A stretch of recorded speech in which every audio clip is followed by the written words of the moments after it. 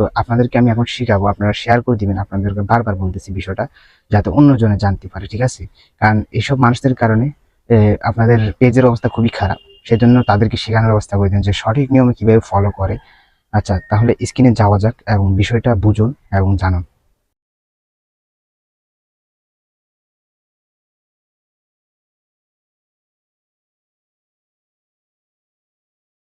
তো এই যে ফলো অপশন, এখান থেকে যখন আপনারা ফলো করবেন, যখন আমি ফলো করছি, ফলো করা হয়ে গেছে, কিন্তু এটাকে ফলো বলা হয় না।